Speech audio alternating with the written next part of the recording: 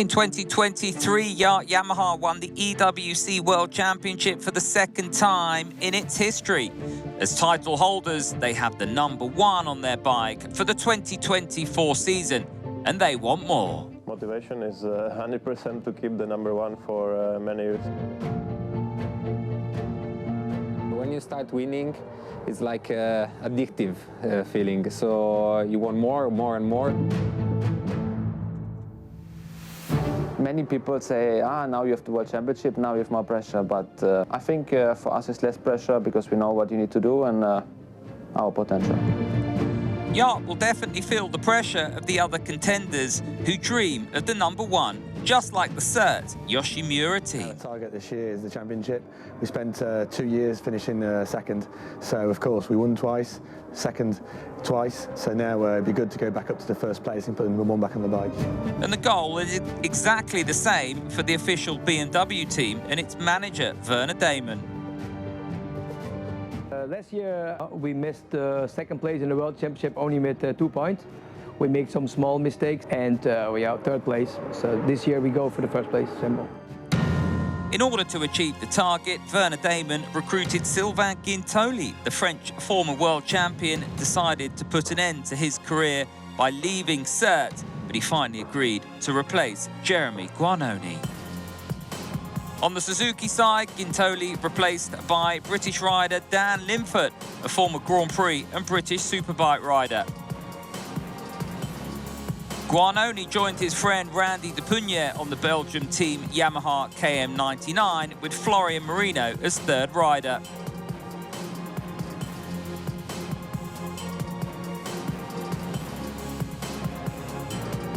As for the Tati team, it decided to equip itself with a Honda after a very long loyalty to Kawasaki.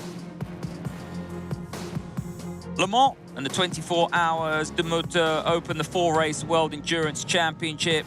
After the first round on the Bugatti circuit, the championship heads to Spa in Belgium, then to Suzuka, before returning to France for the Bol d'Or. Well, on the Wednesday of the race week, a parade of all the bikes taking part in the 47th edition of the 24 Heures de Motos, organised through the streets of Le Mans, all the way to the famous Place de Jacobine, right in the centre of town at the foot of the cathedral. The riders meet the public and they sign autographs.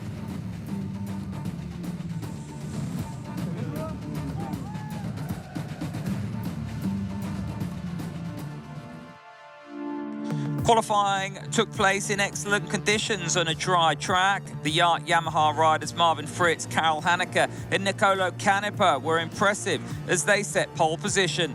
The Italian rider even broke the lap record, a 1:34.7.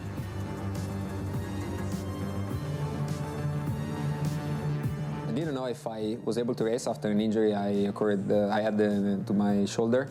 And the last month before Le Mans, a lot of physiotherapy and tried to recover, but I wasn't feeling good, to be honest. And then suddenly I ride the bike and I was in pain, it was tough, but I was able to do the fastest lap and the track record, I believe, so this has been a really special moment for me.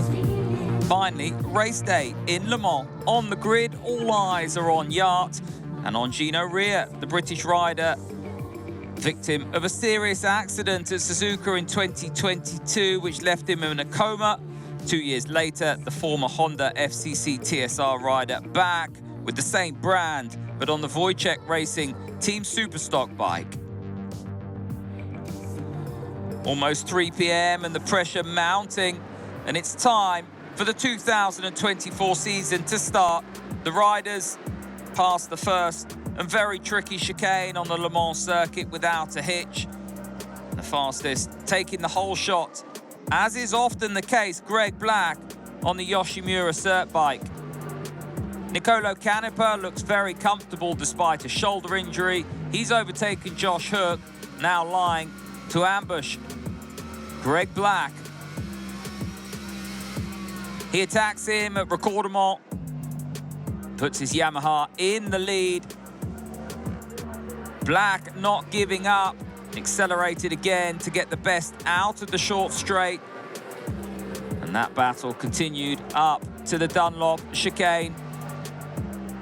Under braking, Canepa makes another attack and makes it past.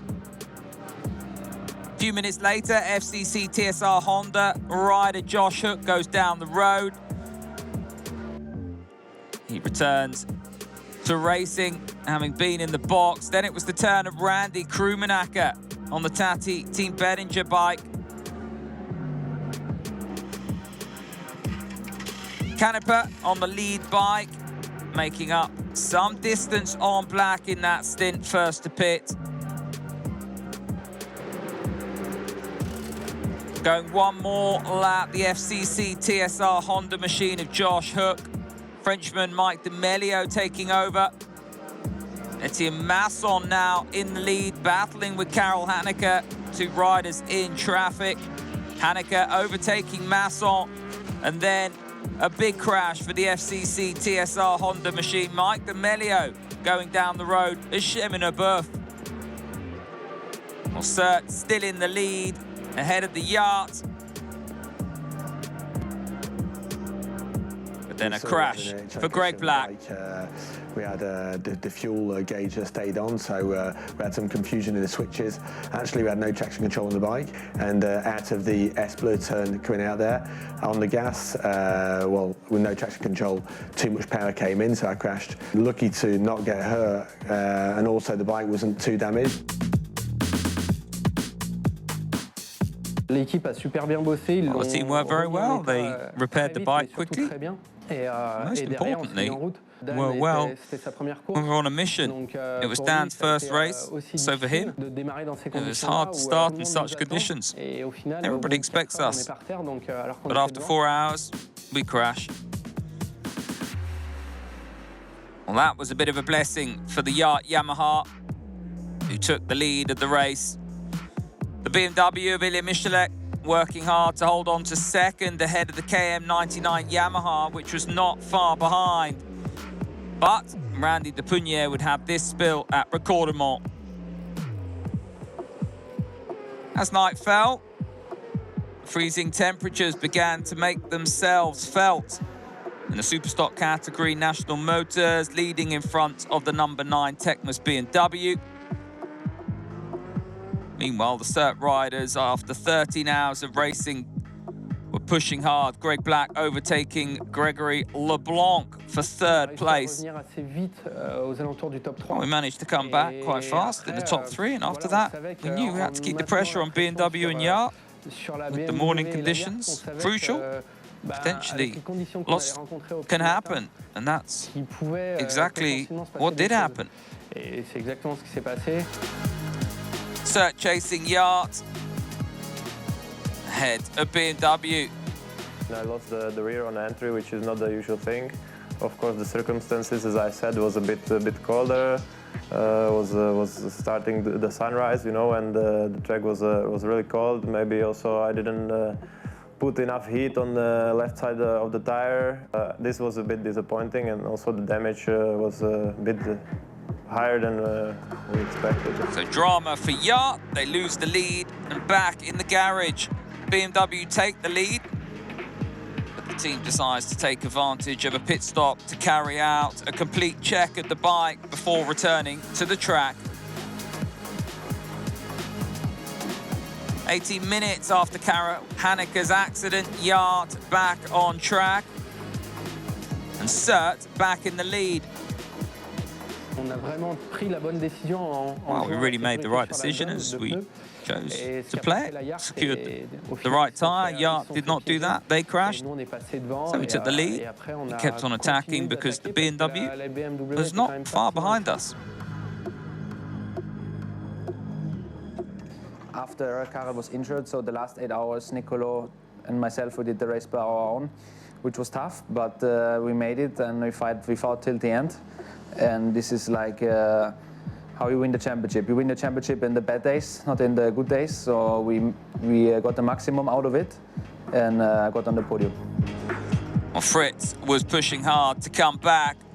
He benefits from Roman Ramos's technical problems on the 11 Kawasaki, taking third place.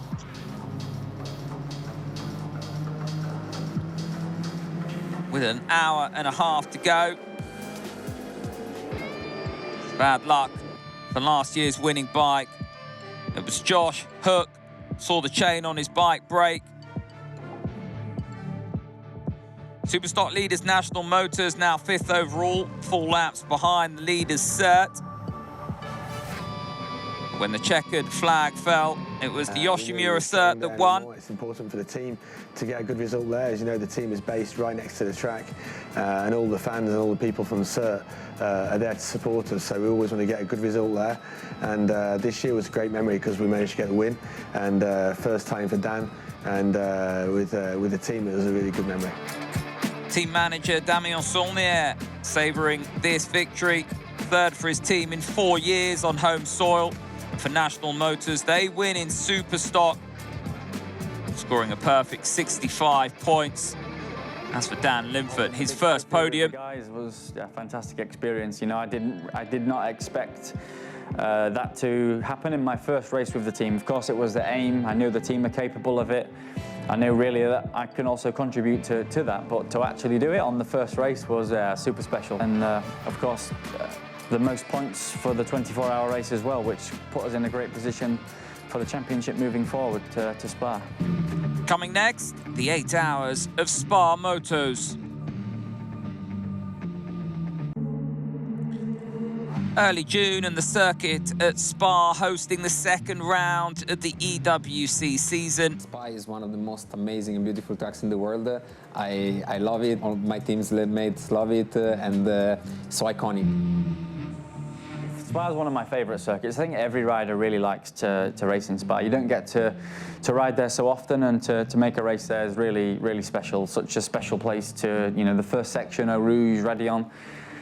Great sensations riding this part of the track. So every lap is exciting to ride in Spa.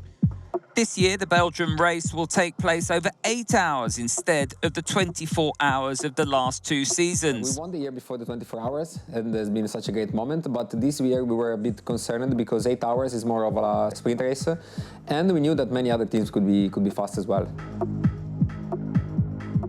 Unfortunately, the week before Spa, I did the test with the superbike, and my shoulder went out again. Possibly my physical condition was worse than in Le Mans, and I was struggling a lot. Despite these concerns, the Yamaha remained fastest as its riders totally dominated the qualifying session. Nicolo Canepa, Marvin Fritz and Karel Hanneke setting 3 fastest times, also with a new lap record for Fritz. FCC TSR Honda finishing 2nd. From Karel, my brother-in-law, and I took it from him, which was nice. And yeah, I mean, this was just a little thing, but we got the important 5 points in the championship. This is always important. Yoshimura Cert Suzuki were 3rd, and before the start of the race, Cert with a 7-point lead over Yacht and a 9-point lead over BMW in the championship. We win in Le Mans. There is only 3 races left. We must win in Spa. Our strategy was all or nothing. The Yacht riders on a mission. It's again amazing to see just how quick Greg Black was away on the Yoshimura Cert bike. Everyone through Raidillon at full speed. Canepa 2nd behind Black, but the fastest rider, Markus Reiterberger on the BMW. The German rider managing to take the lead on the first lap.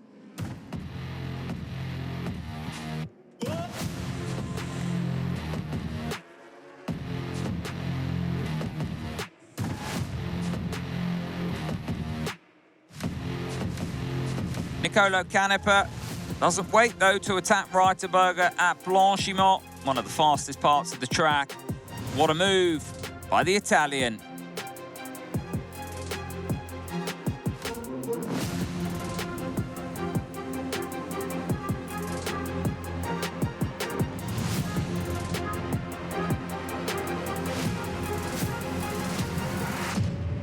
Pace very fast at the front with the battle continuing. Markus Reiterberger back in the lead, but not for long.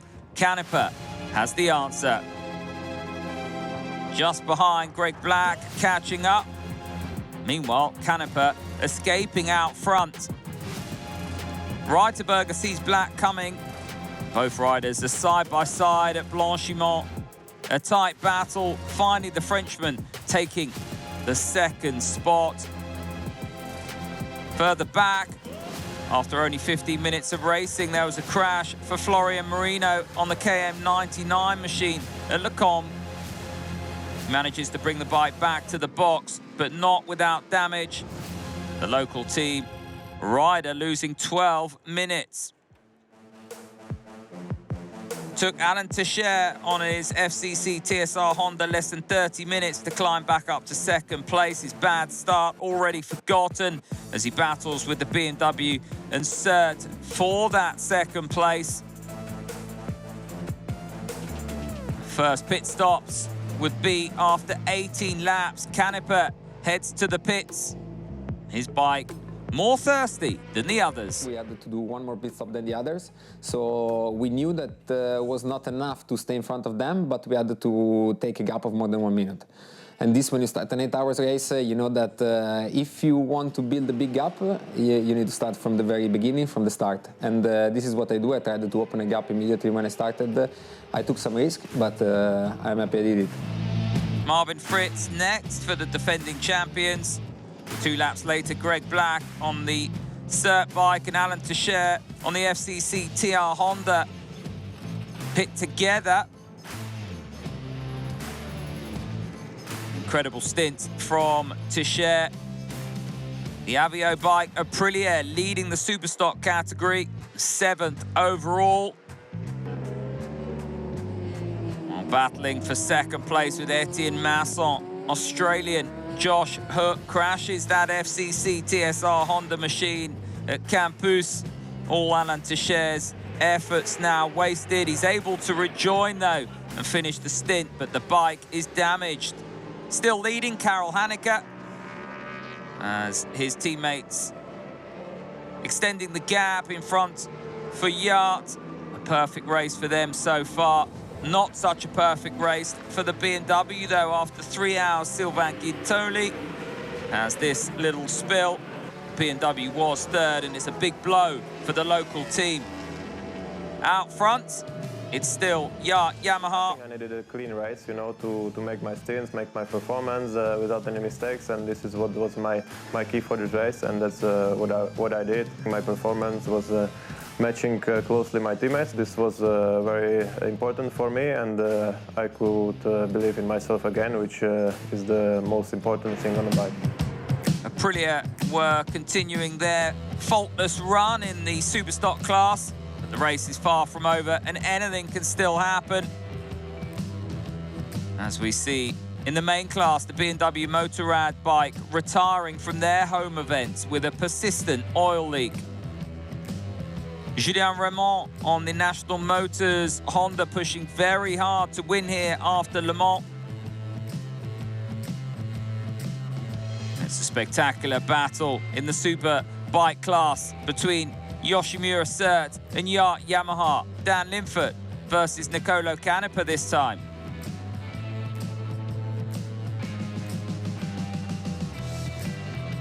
Once again, it's the Yacht Yamaha that manages to come out on top. 3 hours to go, and Corentin Perellari on the number 4 Tati Team Behringer bike, running in a strong third place. Team's second race since switching to Honda. Something's wrong with the WeBike Kawasaki. Greg LeBlanc back to the box. Bad news, though, it's another retirement here at Spa for the Green Machine. Meanwhile, Cert and Etienne Masson seemingly settling for second place. Well, at one point during the race, we made the decision to accept that the Yacht were just quicker than us. We have to focus on the championship by getting the second place. We have some real good strengths with the entry of the corner, some good strengths with the exit, but we just miss a little bit in the middle, and the long flowing corner, we didn't quite have the speed of the Yamaha through the long, fast sections of the track. 1 hour left, and the leader controls the race perfectly. Karel Hanneke handing over to Nicolo Canepa for the last laps. The Aprilia Team Avio bike very close to winning its first endurance race. A last pit stop for Kevin Callier, double stinting Nicolo Canepa on the Yamaha. 13 minutes before the checker flag after 8 hours. Eventually, Yamaha wins for a second time in a row here at Spa. We didn't do any mistakes. The team was incredibly fast in the pit stops. I had the opportunity to cross the checker flag again, and it's been a great feeling for me. And also was the first victory as world champions with the #1 on the bike, and so it's even more special.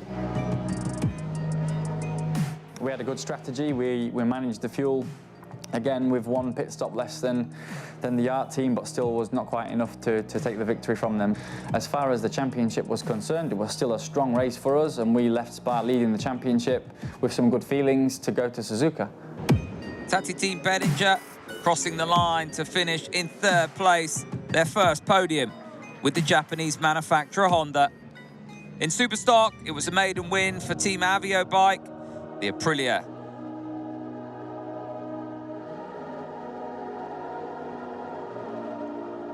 Well, the Yamaha can enjoy this first success of the season, a success with total domination. After 2 rounds, the Austrian team is just now 1 point behind the leaders, Yoshimura Cert, in the overall standings.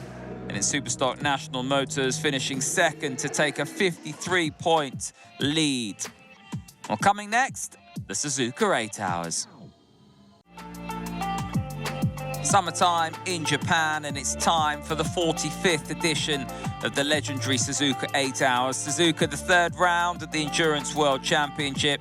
Its iconic circuit is fast, technical, and with temperatures in excess of 35 centigrade.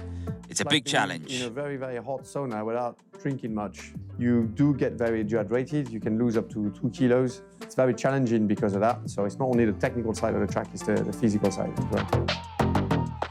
In these tough conditions, EWC teams will battle with Japanese teams, the official Honda HRC bike, the favourite, and in order to lift the trophy for a 3rd time in a row on their home circuit, they've recruited MotoGP rider Johan Zarco. Suzuka, it's fast everywhere, and it was necessary to learn it, but the adrenaline you have on the track is just magic.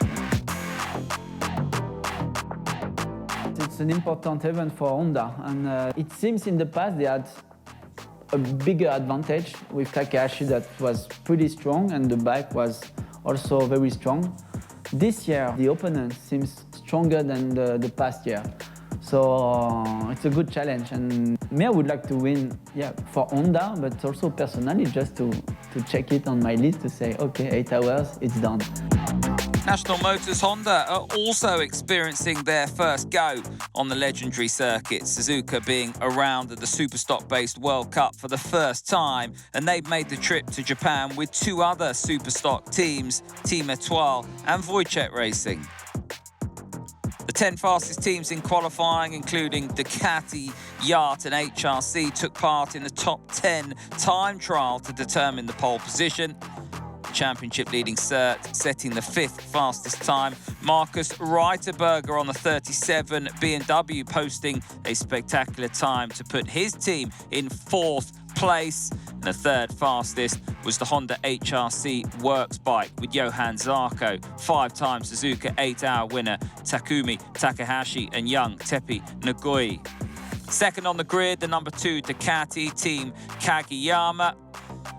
But it was the Yacht Yamaha that set the fastest time thanks to Marvin Fritz 2:05.1. It's the Austrian team's first pole position at Suzuka. I think I watched this 1 lap already a million of times before I'm going to sleep, because it was just amazing, and I had a perfect lap. Just maybe the last sector, I had a little mistake. I was maybe a bit too safe. On Sunday, the 21st of July, the stands at the Suzuka circuit are packed. The 46 teams positioned on the starting grid. The Suzuki Carbon Neutral team competing in the experimental class, which has recruited rider Etienne Masson for the race. Unfortunately, we lost Greg. He had a crash in the testing and broke his wrist, so We had Coco, myself. Unfortunately, Etienne was also moved into the separate Suzuki team. So the team brought in Albert Arenas from Moto2, which was a great experience to have him. How will Cert perform without Black and Masson? Who will win the race? It's time to find out. German Markus Reiterberger started from 4th, is the quickest into turn 1. 37 B&W chased by poleman Nicolo Canepa on the Yacht Yamaha. Reiterberger held out until the final chicane, but in the end was no match for Canepa's Yamaha. The Italian rider on fire up front, but Takumi Takahashi has no intention of letting the Italian get away from him, and it isn't long before he passes Markus Reiterberger and sets off in pursuit of Canepa. Well, Canepa managed to hold him off for a few minutes, and behind him, Ryo Mizuno on the Kageyami Ducati, overtaking Takahashi for 2nd place. That wasn't in the script. Mizuno passing Canepa on the inside of the last chicane, and it was Ducati who led. Crazy because as soon as I started, after a couple of laps, I understood that we did the wrong tire choice, and I was struggling. We knew that our competitor was mainly HRC and Ducati, so as soon as Ducati or HRC passed me, I would try to pass them back. Canepa, Takahashi and Mizuno give the public an exceptional fight. 3 leading machines out front, putting on a great show, and after 50 minutes of racing, it was time for the first pit stops. Fritz replacing Canepa at Ducati, Mizuno handing over to Malaysian rider Hafiz Syahrin. Johan Zarco taking over from Takahashi at HRC. In Superstock, the French team National Motors fighting for the top 5 in class for their first experience at Suzuka. That's quite a feat. Meanwhile, for Kawasaki, it was another bad day for the number 11 WeBike machine, Roman Ramos Alvaro, crashing out of the race. Shortly before the 3-hour mark, Nicolo Canepa now 2nd behind HRC. Yoshimura Cert in 3rd. Then Josh Hook went down on the number 5 FCC TSR Honda. At the end of his 2nd stint, the bike stuck in deep gravel. Well, the Team 25 Etoile B&W, surprising quite a few in the Superstock class. Whilst out front, Zarco maintaining the lead for HRC, overtaking Mike D'Amelio. Got from bad to worse for FCC TSR Honda. Another race to forget as D'Amelio went down. And with just over an hour to go, Sylvain Guintoli and the factory B&W still fighting for a top 5 position. As the final hour of the race approaches, there's a breathless battle as well for the podium between Dan Linford, Hafiz Syahrin on the Ducati. Syahrin passing Linford. What a move from the Malaysian. And then it was the last pit stop for Cert. Dan Linford would hand over to Kokoro. Kokoro Atsumi. The final 1-hour stint beckoned.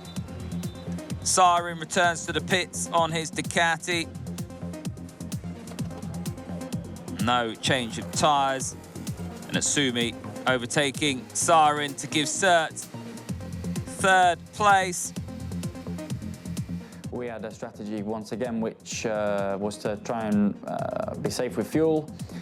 Tried to do 1 pit stop less than some of our rivals, and on the final stint, which was in the capable hands of Coco, he passed the Ducati and secured the podium in Suzuka. So it was very important because Yacht was 2nd, and we limited again the points deficit to Yacht. Johan Zarco back on the bike for his final stint, handing over to Takumi Takahashi. And then there was a nervous mechanic who touches the bike, meaning Honda HRC gets a 40-second penalty. The gap was like 18 and 15, so I just tried to push, but it was like 3 laps to go. It was too late though for Yacht, so it's a 3rd consecutive win for HRC and a 30th success for Honda in the Suzuka 8 Hours. Yacht finishing 2nd, only 8 seconds behind. We must say that we were extremely happy for 2nd place and to be on the podium for the first time in Suzuka. But, you know, it's always something that winning Suzuka is a winning Suzuka. Oui, c'est cool. Une victoire surtout historique parce que. Well, it's cool, a historic win because it's the 8 Hours. It's a legendary race. I'm super happy. It's a great feeling and a new line to add to my record. Ducati finishes 4th and B&W the only team in the top 8 with Dunlop tyres finishing 5th. But it's time to celebrate on the podium. First Suzuki win or Honda win for Johann Zarco. First Suzuka podium for Yacht.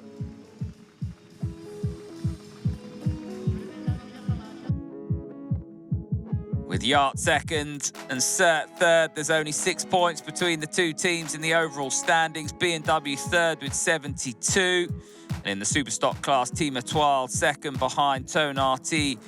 World Cup leader National Motors finishing 5th for their first time in Suzuka. On n'aurait pas pu beaucoup faire mieux. Well, we couldn't have done much better, maybe 4th, but it's a circuit created by the Japanese for Japanese riders who know the track. Our riders made a lot of effort to understand the circuit and riding conditions that we don't have in Europe. They were able to stay cautious so that we can finish the race and score 17 points. Coming up next, the final and decisive round, the Bol d'Or.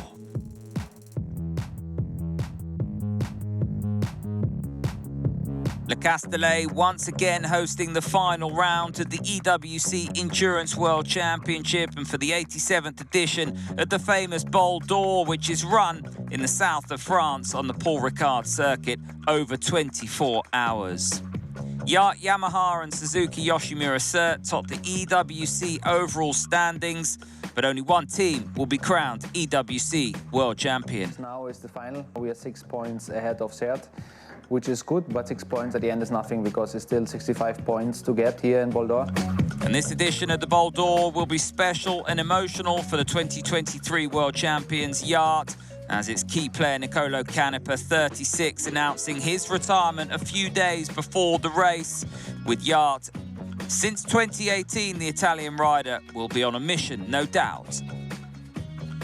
I feel extremely ready, and we did so far a great season, so I am ready to fight in this last race of the season and the last race of my career as well. The team goal is to win the championship, and we would like to do it not only for Yamaha and the team, but also for Nico. Yacht's main rivals, Cert, welcome Etienne Masson and Greg Black back to the team. The number 12 Suzuki confident it can spoil Nicolo Canepa's farewell party. The pressure's on their shoulders because they need to maintain the championship. We won it here last year. We won it in 2020, 21. So we know it's a good track for us. We feel confident and yeah, looking forward to the battle. It's the same feeling for the 37 BMW, although the Belgian team is 3rd in the table, 44 points behind Yacht. It can still win the championship, but they will be without Sylvain Guintoli, the French rider, withdrawing from the event for personal reasons. He's replaced by young Estonian Hannes Suma. In qualifying, BMW takes pole position, and that was thanks to Ilya Michalek. For the first time this season, pole position eluded the Yacht Yamaha, the Austrian team 2nd, Cert 3rd. Well, as we get closer to the start, the 2017 and 23 world champion Nicolo Canepa gets ready for his last run.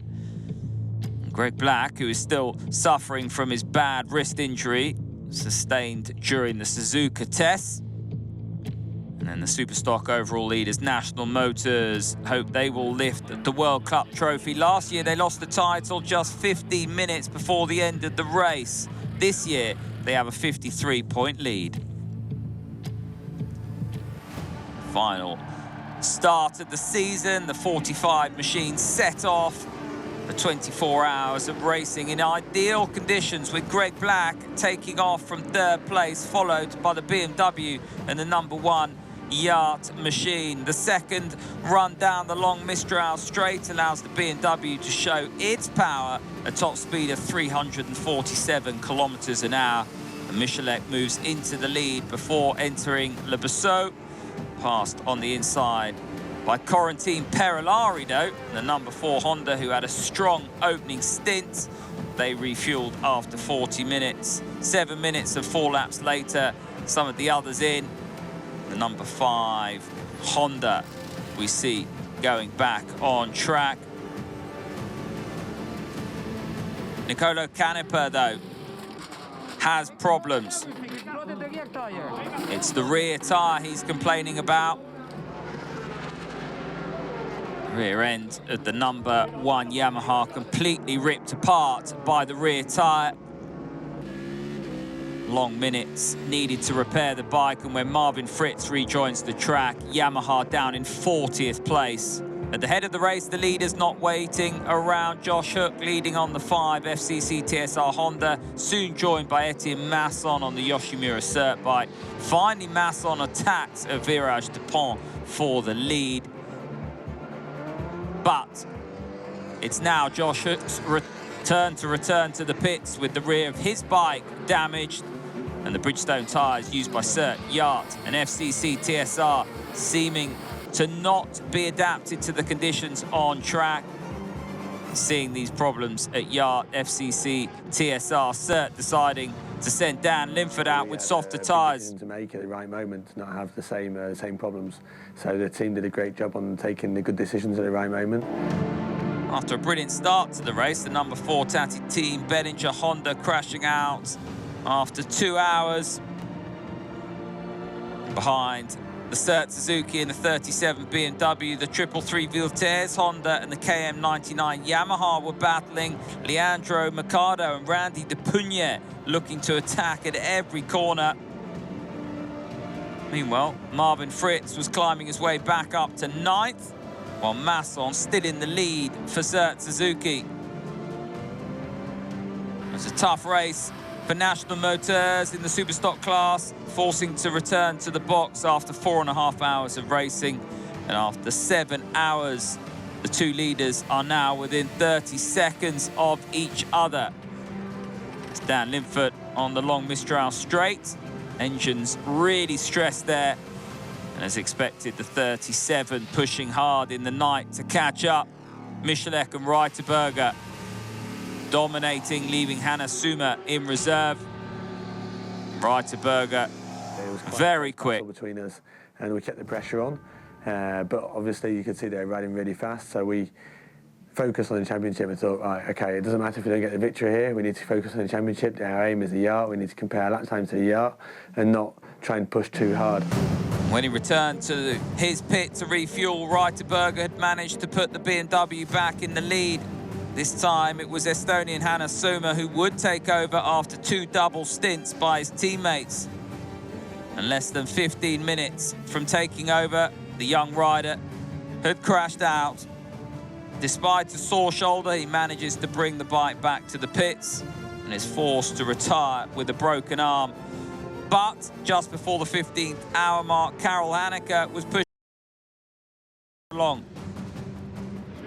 Yacht mechanics reassembling a wiring harness. Record time, still 9 hours to go. But Cert with a sizable margin over its championship rival in the race now. Yacht Yamaha down to 11th place. As shortly after the 17th hour, Florian Olt would bring the Honda 333 bike into their box. And 42 minutes later, the number 55 Honda, also in trouble with a broken chain. So, as the race entered the 18th hour, the battle intensified between former Endurance World Champion Matthias Jean and Japanese rider Kazuki Watanabe. But it was Team Etoile who would have to retire. And then it was the turn of Markus Reiterberger. That BMW stopping on track. Well, the #1 Yamaha back in action, and riders were pushing hard to reach the podium. With just over an hour to go, they take 3rd place. Canepa overtaking the Sapir-Pompier bike, leader of the Superstock class. And behind, it was the 41 Chrome-Burner RSC Honda that was pushing. And if they win in the Superstock class, they will win the World Cup. But the Yamaha Sapir-Pompier bike stays alive. At the end of the last stint of his career, Nicolo Canepa congratulated by his teammates. Final hour of the race, full of emotion. Even if the title has slipped away, Etienne Masson has the honour of bringing the 87th Bol d'Or to a close with victory.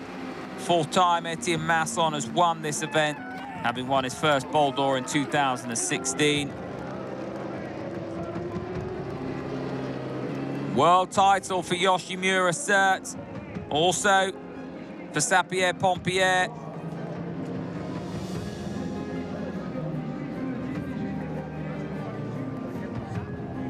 National Motors take the World Championship. If Sapir-Pompier takes the checkered flag, meaning well, it was incredible to realise that the points we scored in Japan gave us the title. This year, we do a very good season, and despite all the problems we had during the race, we managed to bring the bike back to the checkered flag in 10th. Okay, but under the checkered flag, we win the World Cup. In the EWC category, Cert gives Suzuki its 20th victory at the Bol d'Or. As for Dan Linford, it's been an incredible first season. Yeah, amazing. I can't thank all these enough. Like Greg, Etienne, Coco, everybody that's contributed. The team has been amazing. To win the championship in the first year, winning Le Mans, winning the Bol d'Or, 2nd in Spa, 3rd in Suzuka, I can't ask for anything more. Like, incredible. Thanks, everybody.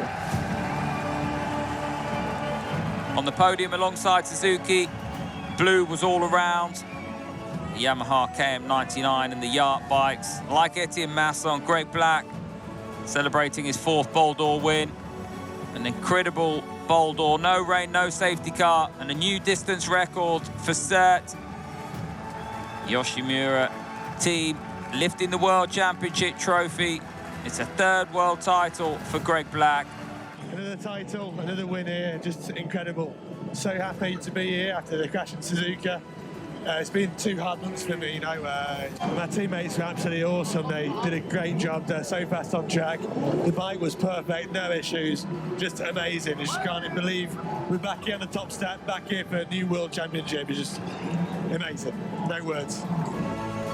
Suzuki wins the World Endurance Championship by 14 points over Yacht Yamaha, 34 over the factory BMW squad. 5 motorcycle manufacturers represented in the top 6. In the Superstock category, the number 18 Yamaha Sapir-Pompier can be proud of their performance. Their win gives them 3rd place in the overall standings. Their success also enables the 55 National Motors to win the World Cup by only 4 points. Well, now is the time to say goodbye. We'll see you next year for another thrilling season of endurance racing.